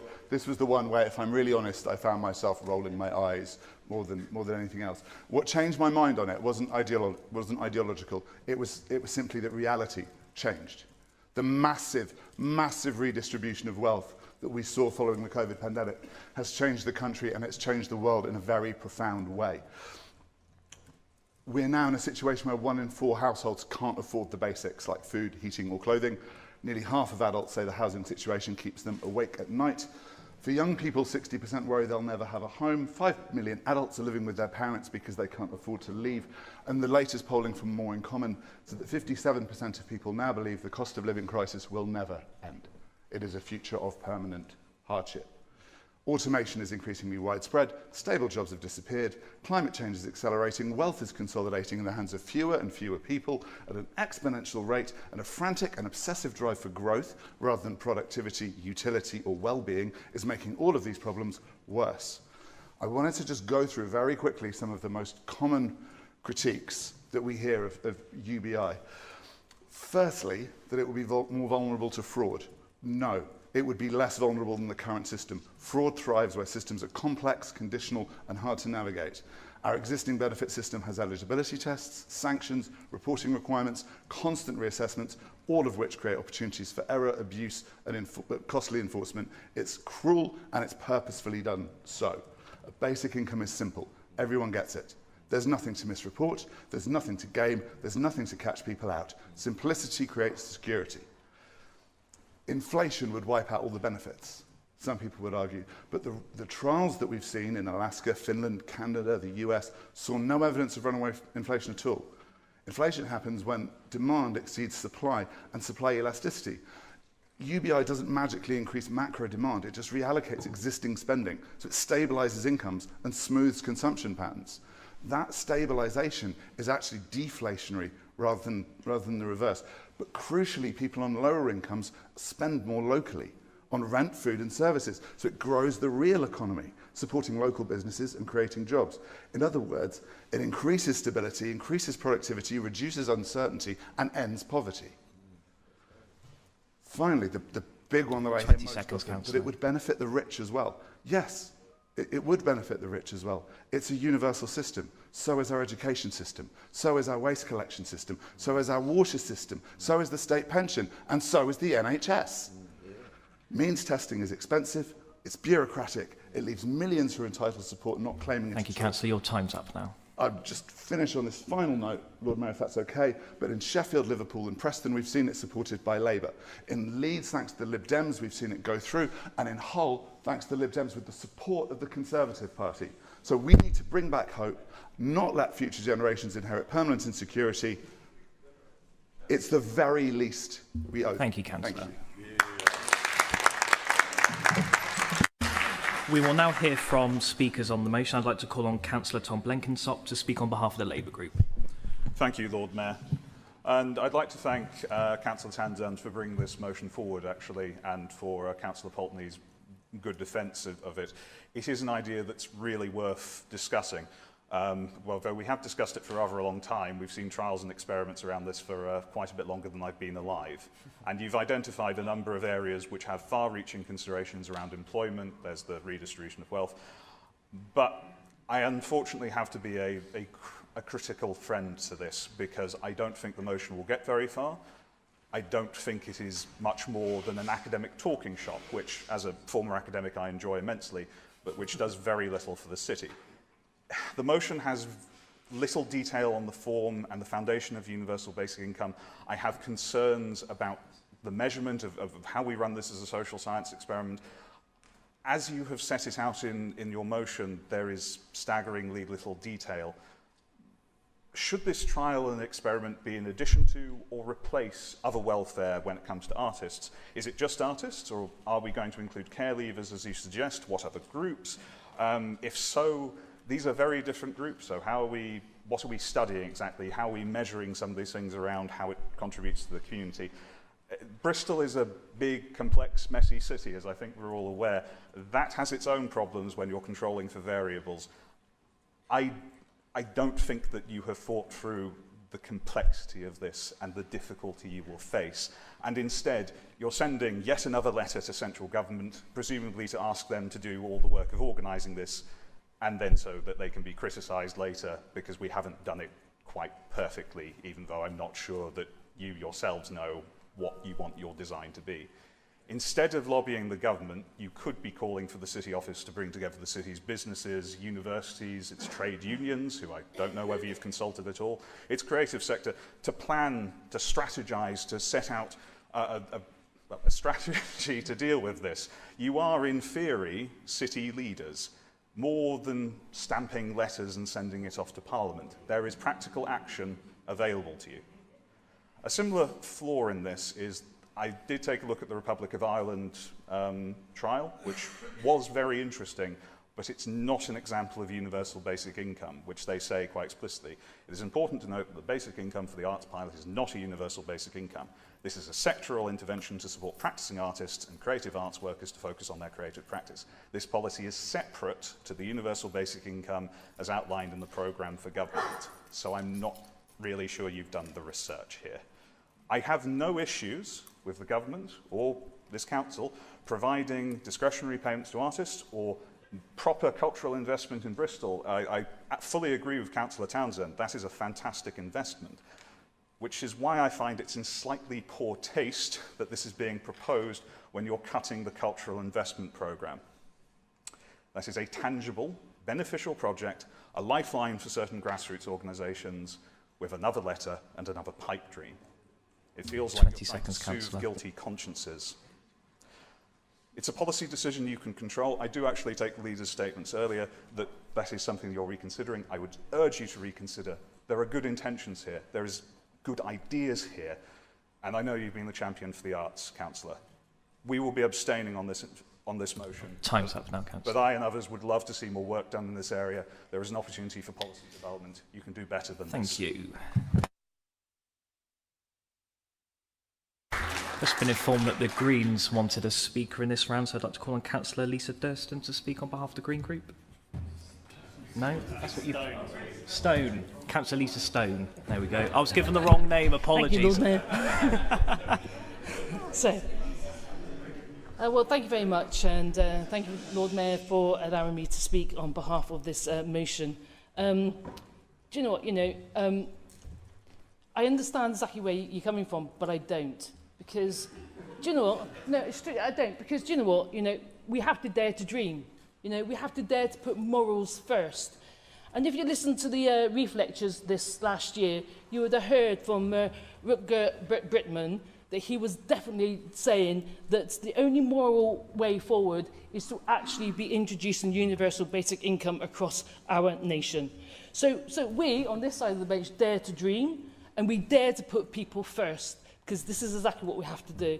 Look, the Green Party's 2024 manifesto sets out a compassionate welfare vision. It abolished the two-child benefit cap, which I know you finally caught up with us and did, which thank you very much for that. And we also want to raise universal credit and also move towards the basic universal income. So this pilot project will only commit to that reality. It will make a commitment to that reality, because what we want to do is we want to make sure there are no means tests, no stigma, no sanction traps, just dignity and security for every single child and every single caregiver in our city. Evidence shows that UBI works across the world. We know this. There have been trials, and you have mentioned those trials, and you've done some research, so I won't go into that.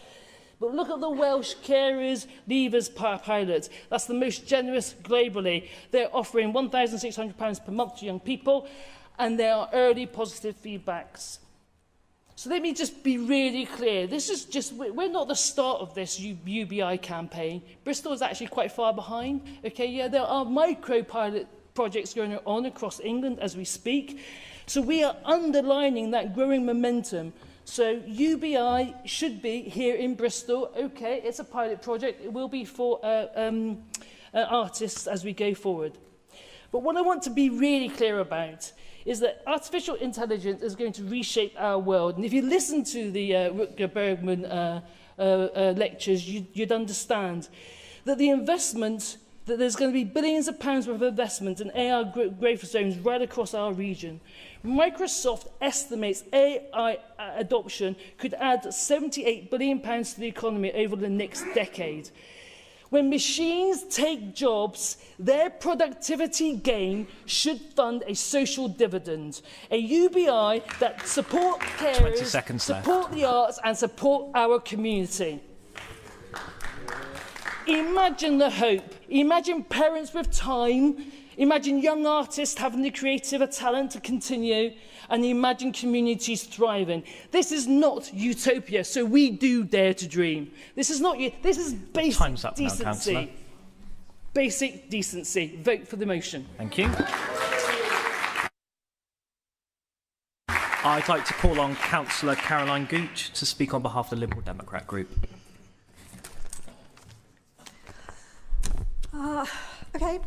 In the past, the Liberal Democrats have supported UBI trials. However, unfortunately, our party policy on this has altered. It altered in 2023 for the following reasons. For those paying tax, a UBI wouldn't change their circumstances as they would pay extra tax to make up for it. Some well-off people who don't pay tax, such as those with inherited wealth, would not pay, they would benefit because they wouldn't have it taken away from them in tax. And if you receive universal credit, that ends up being tapered according to the UPI received. So UBI doesn't adequately focus on the goal of ending deep poverty and targeting enough financial support to ensure that we can afford, so that all can afford the essentials to live in dignity. Instead, the Liberal Democrats voted to switch to supporting GBI, Guaranteed Basic Income. This sees bigger increases in benefits for people on lower incomes for the same taxpayer cost. GBI is also based on household, not individual income, so it's not identical for every individual. A guaranteed basic income would involve increasing universal credit to the level required to end deep poverty effectively and create an income floor, a guaranteed base for people to live on, without handing pay packets to those who need it the least. Addressing this motion directly, the proposal for a UBI trial in the motion is not, in fact, universal. Rather, it singles out one sector, the creative sector, to benefit from this. Poverty can affect anyone. It doesn't discriminate by sector, so neither should the trial. The motion also suggests that care leavers should be recipients. Supporting care leavers is a good idea and a worthy cause, and the Liberal Democrats support this aspect.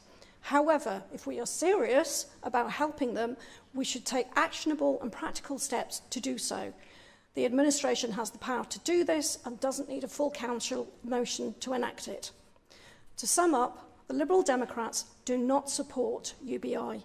We support a guaranteed basic income aimed at eradicating deep poverty, and we cannot support a sectored approach, and will be voting against this motion.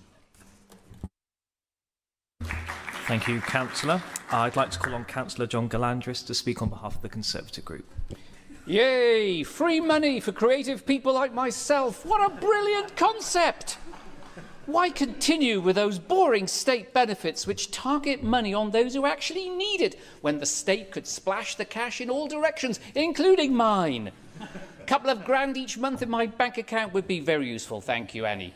Indeed, free money is such a great idea. Why not give it to every UK adult? 53 million adults times £24,000. It's only 1.3 trillion.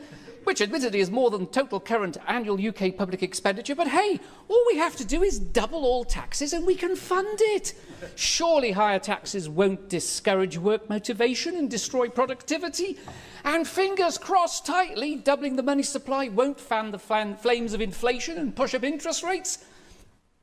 To be serious for a moment, let's look at countries which have actually trialled and finished their trials of UBI. Finland trialled UBI from 2018 to 2019. The verdict of the Finnish government at the end of the trial was "kallis katastrofi," which for those members who aren't fluent in Finnish translates as an expensive experiment. Further afield, Canada trialled UBI in 2017 but ended the trial abruptly in 2019. California had a UBA trial in 2019 but it was abandoned in 2021, largely on perceived very poor value for money. There is one country which has persevered with UBI, but I'm not sure it's the sort of role model you're looking for. That country is Iran. The payment was initially the equivalent of $45 per month, but the UBI payment has been severely eroded by the collapse in the Iranian currency. And it's also now restricted to supporters of the regime. So not a great role model. There is one other place which introduced a version of UBI in 1982, and it still exists, Alaska. It's an annual payment in the form of a variable dividend based on oil revenues. So here's a thought. Rather than close down oil and gas activity in the North Sea, throwing thousands of highly skilled workers onto the dole and endangering our energy security, why not drill, baby, drill? And use the windfall profits from new oil and gas production to fund an annual dividend for all UK citizens. There we go, we've got a funding mechanism for you.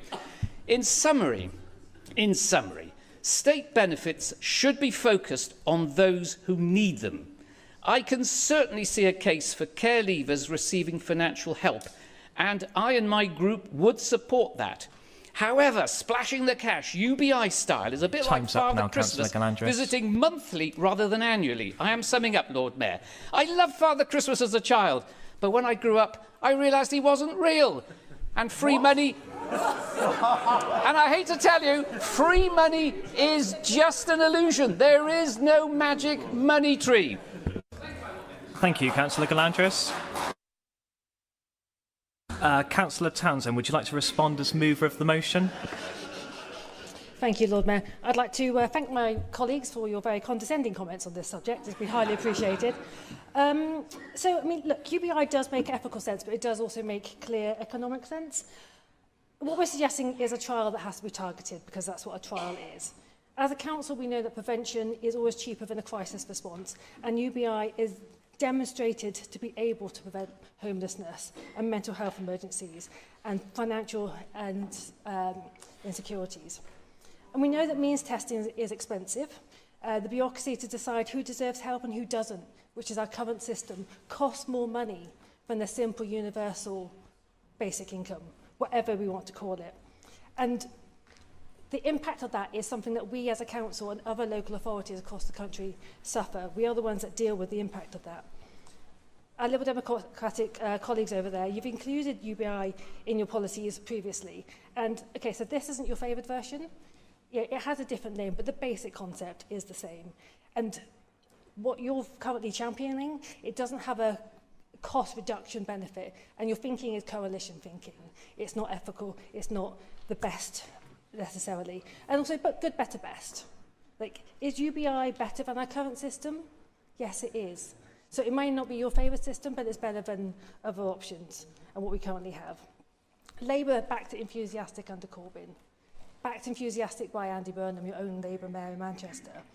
As a founding UBI lab member, an academically researched and backed programme, this motion has been passed by other councils, including Labour councils across the country and across the world, this motion. It has been academically researched, it's academically based.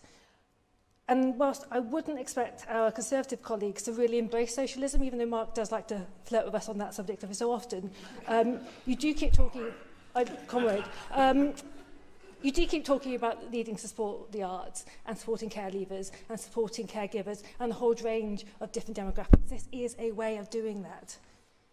And it's about turning that rhetoric that we're all talking about in this chamber into a tangible reality.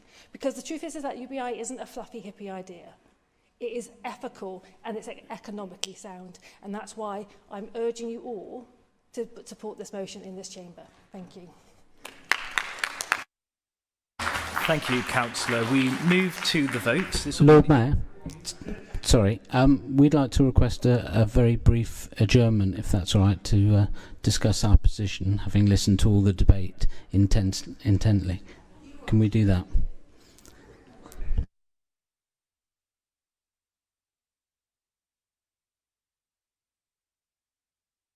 Spare me 2 seconds.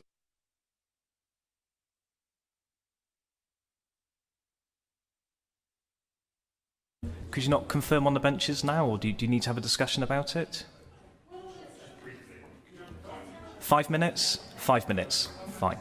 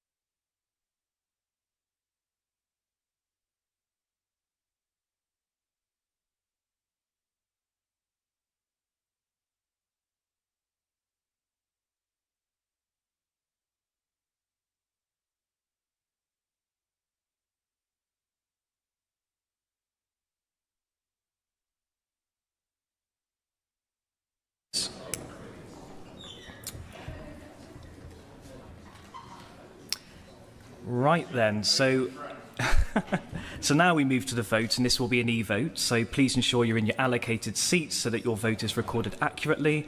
You're voting on the motion, and vote will be open for 15 seconds. Please vote now.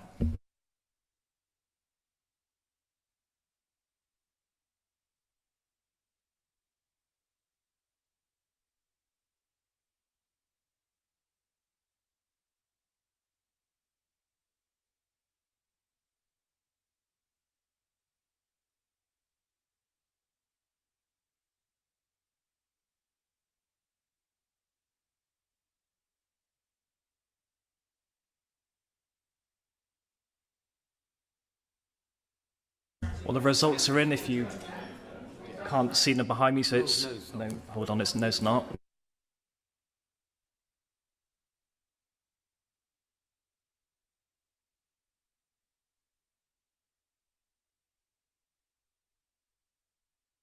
So we have 32 for, 14 against, and 18 abstentions, so the motion has passed.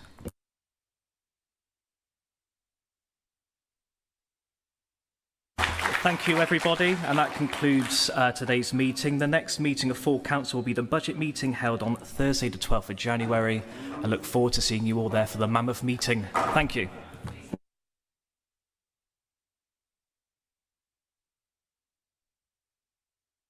Thursday, the 12th of February.